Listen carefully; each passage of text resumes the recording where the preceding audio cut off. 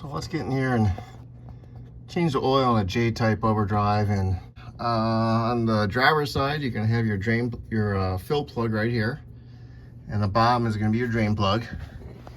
If you can, warm up your transmission with a drive before you drain it.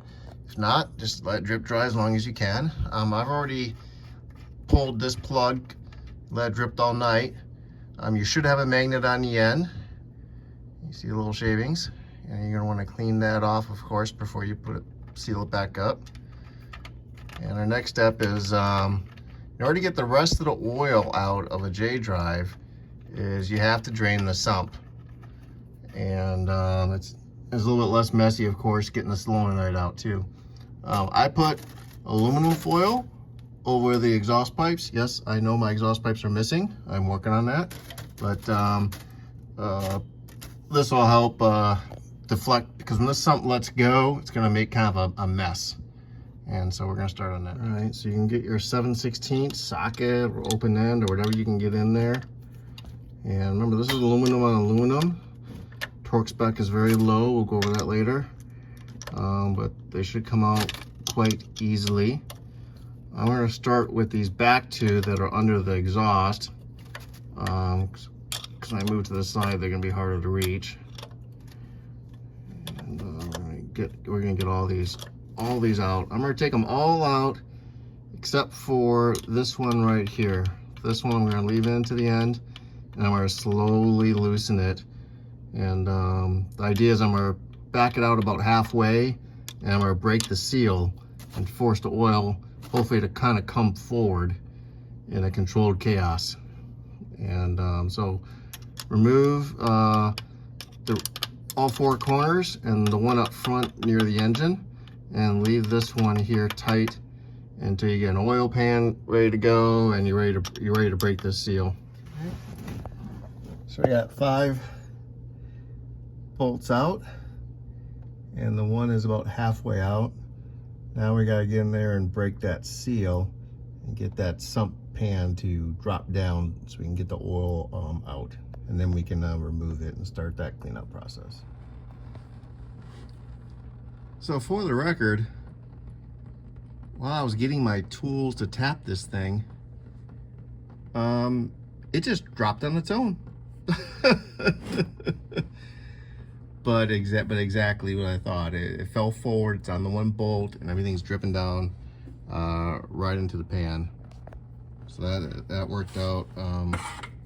That worked out really, really good. So we're just gonna let that drip dry for a little bit, and yeah. I was gonna tap it with a rubber mallet a little bit to break it loose, but it did it on its own. Probably because I didn't have any gasket glue on it, because it makes it more difficult to clean the filter and stuff routinely if you really ratchet that thing down with a lot of glue. Once the bulk of it is dripped down after a minute, you can safely at least remove the sump cover by hand here.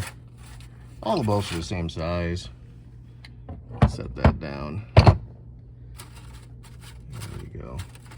We're going to get into cleaning out the filter here soon. So I'm going to let that drip dry for a little while. Now you can clean this stuff up. Clean your drain plug up. Check your bolts if you'd like. This should have came down too, but this is the filter, the first filter that you're going after right here. Mine's actually pretty clean. You can clean this in petrol. You don't want to use definitely a water-based stuff on this, so you don't want to use a solvent gas. The second magnet, here's your first magnet. Second magnet is here. I believe this is epoxied down by the factory, so you're just going to clean this in place. I don't think it removes. I think it's been glued down. And get this all cleaned up, and then we'll move on to getting the second filter out.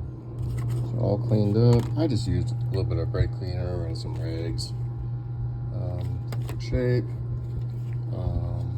Preloaded some Teflon on here to help with the drips. Doesn't seem to work, but try it again. I do recommend the yellow Teflon. It's better for fuel and gas and stuff versus regular white plumber's Teflon. So this is the yellow. It's a little bit thicker, a little bit stronger. And then here's that magnet. See, that's the epoxy glue right there from the factory. And so you just wipe that down. I cleaned all the crevices out with some Q-tips. So you get under here and clean this surface up really good. I'm gonna reuse my gasket. That's why you're seeing it still up there. Apparently I glued it really good to the transmission, but I left it or very little glue on the bottom, so it'd be easy for me to do this. But I will tell you, it stayed a little wet, especially around the bolts. But I'm gonna reuse this since it is fully intact.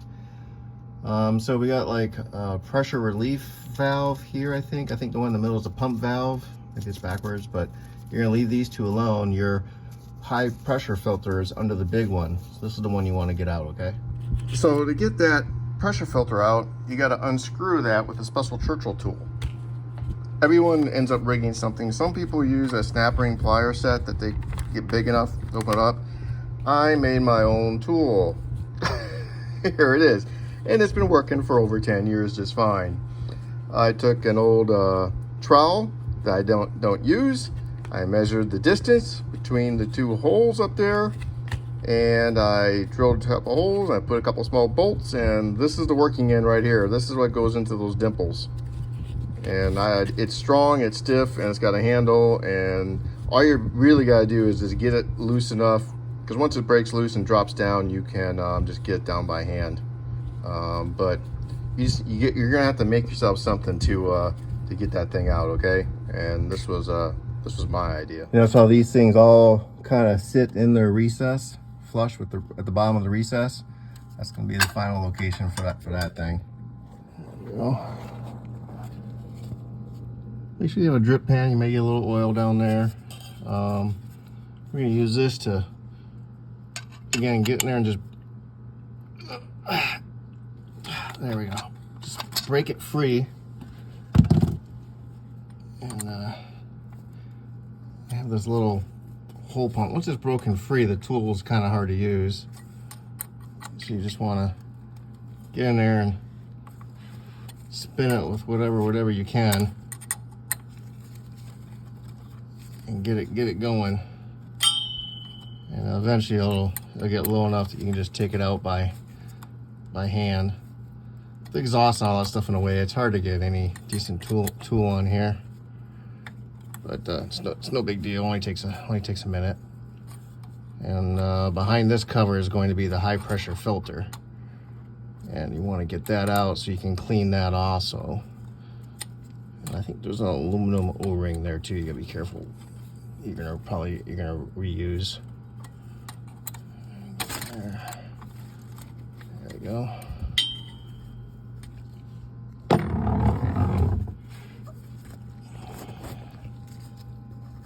So now you can grab the edge of it.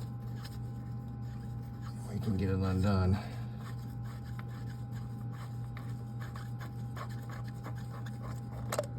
There she goes. And a little bit of oil.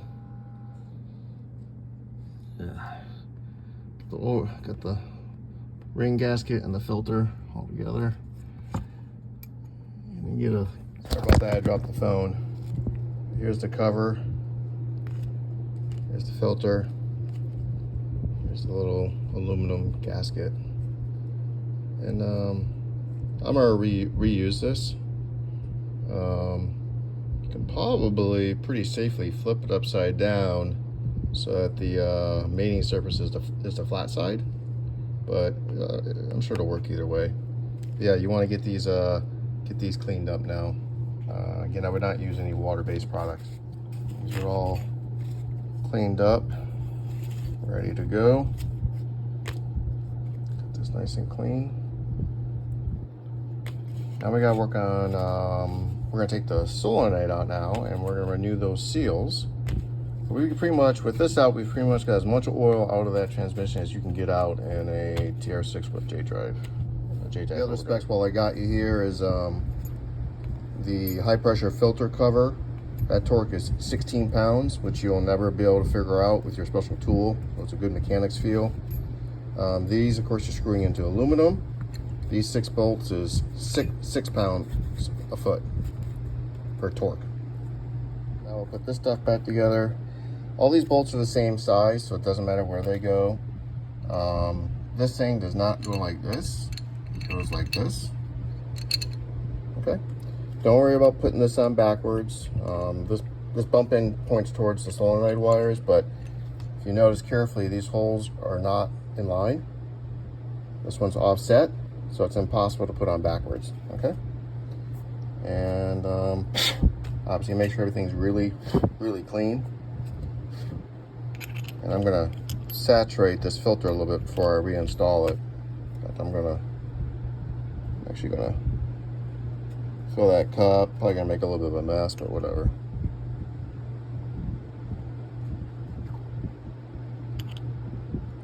We're gonna do as lubed up as I can when I reinstall it.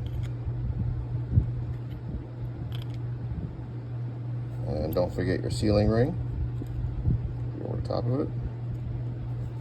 You're gonna get in there and you're gonna hand tighten it, and then use your special tool that you made to give it a good mechanics feel to get to the 16 pounds. All right. Sealing washer oiled up.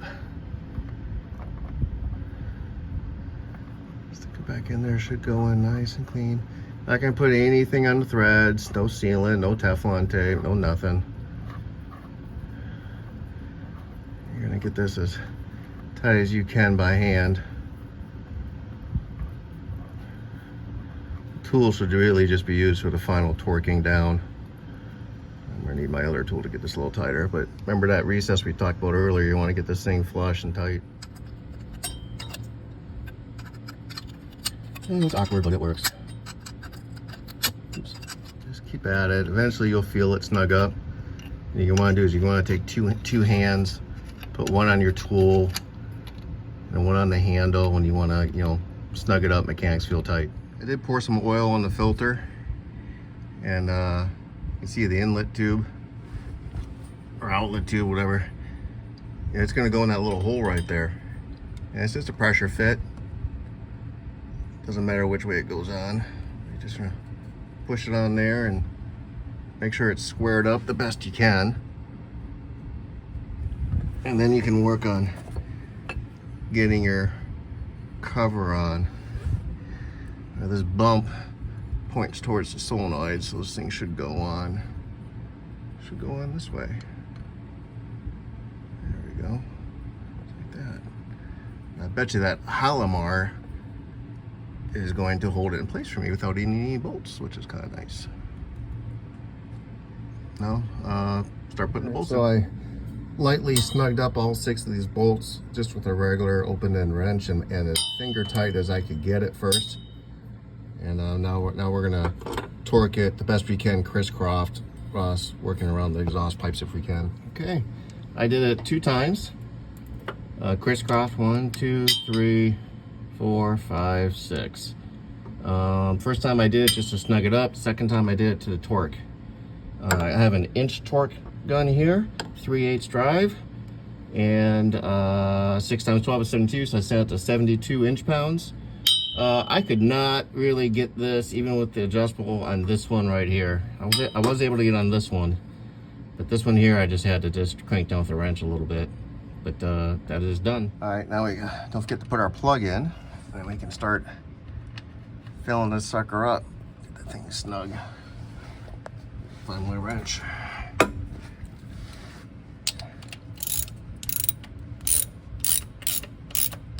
There's probably a torque for this too, but you can always tighten this one a little bit more if it's dripping a little bit.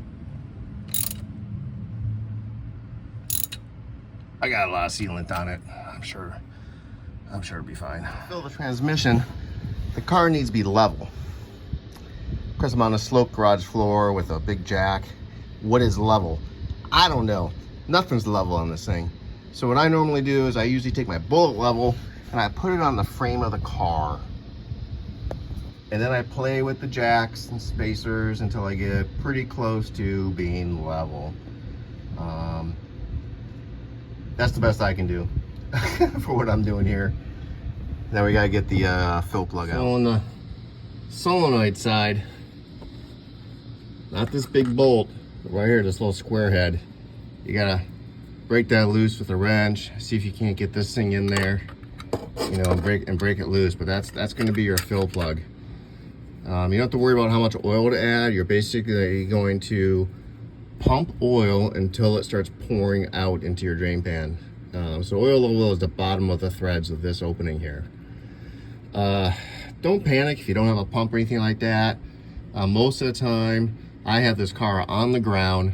I jack it up a little bit to level it, and I've ran a hose into here, up into the engine compartment, you know, and with a little funnel, and I just poured oil in from standing, you know, above the brake master, basically, and until I see it dripping out. I'm gonna use a little hand pump for myself right now. Let me get this. I gotta tell you, whoever invented the square plug, oh my gosh, I could not get it broken loose with my tool. This is a good tool to have though, but this is your square plug. This is the brake adjuster side. I ended up using my small adjustable skinny wrench because it had a short handle, and that allowed me to break it loose. You can put a socket on here, but you really need an 8-point socket to avoid damaging it. But once it's broken loose, you can use your wrench, and it comes off pretty easily. I got the filler plug out. It's in good shape. This one's got a magnet too. I don't know if I bought that or if it came from the car for that, but I do recommend it. There's definitely a little bit of shavings on there as usual. It's really good for protecting all the parts inside, is to magnetize this. Oil. Everybody, what oil do I use? What oil do I use?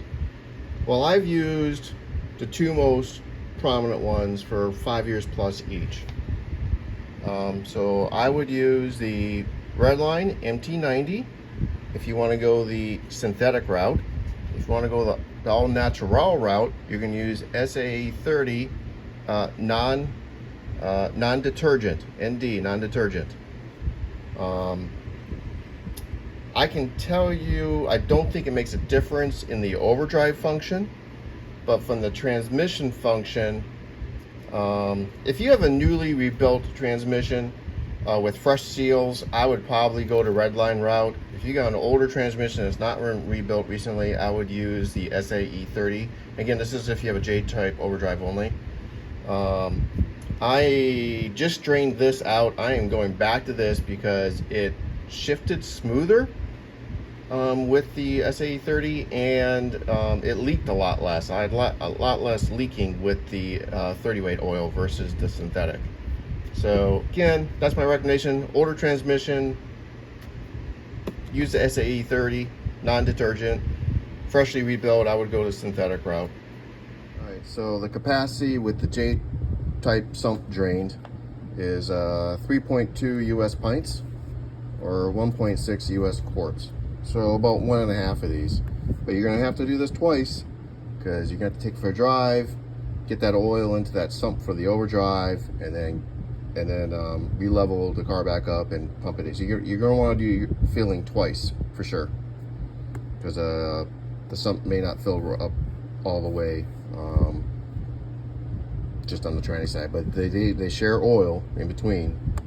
There's no separate filler for the I'm using this quart container pump.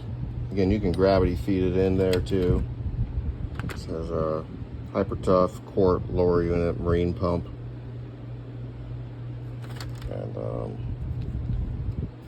it just screws right on. So put the end in there, and I got an oil pan underneath it, and then you're gonna very simply pump it in there until it starts dripping out, and then you put the plug in and go for a test drive, get warmed up.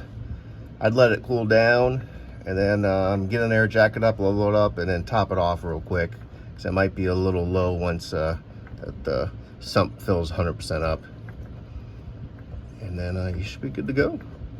Of course, test your overdrive, but I wouldn't run it too long, just enough to get the pump going and primed and get the oil sloshed around.